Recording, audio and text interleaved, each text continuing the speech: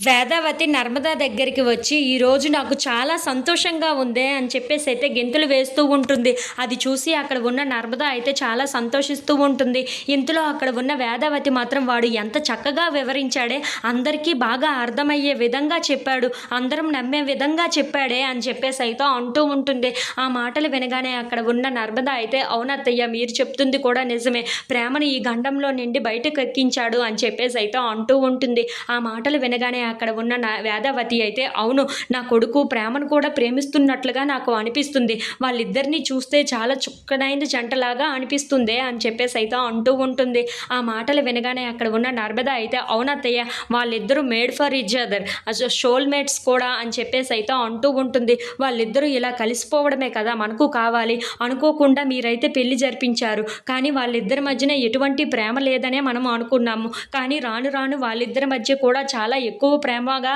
ఉంటున్నారు. నాకు చాలా నచ్చుతుంది అత్తయ్య" అని చెప్పేసైతే అంటూ ఉంటుంది. ఆ మాటలు వినగానే అక్కడ ఉన్న వేదవతి అయితే, "అంటే అన్నానంటావు గానీ సోల్‌మేట్స్ అంటే ఏంటి?" అని చెప్పేసైతే అడుగుతూ ఉంటుంది. ఆ మాటలు వినగానే అక్కడ ఉన్న నర్మద అయితే ఒక్కసారిగా నవ్వి, "సోల్‌మేట్స్ అంటే మరింక ఏమీ లేదు అత్తయ్య.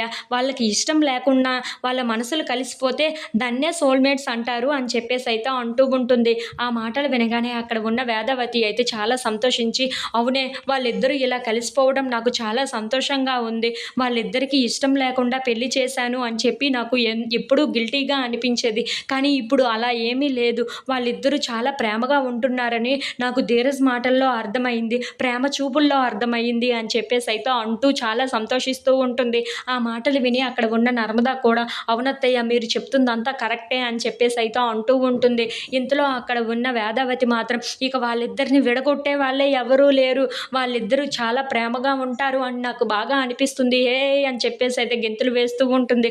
అది చూసి అక్కడ ఉన్న నర్మద కూడా చాలా సంతోషిస్తూ వాళ్ళ అత్తయ్య వైపు అలా చూస్తూ ఉండిపోతుంది. "ఏంటత్తయ్య, ఇంత సంతోషంగా ఉంటున్నారు" అని చెప్పేసైతే అడుగుతూ ఉంటుంది. ఆ మాటలు విని అక్కడ ఉన్న వేదావతి అయితే, "మరి ఉండదా ఏంటా" అని చెప్పేసైతే అంటూ ఉంటుంది.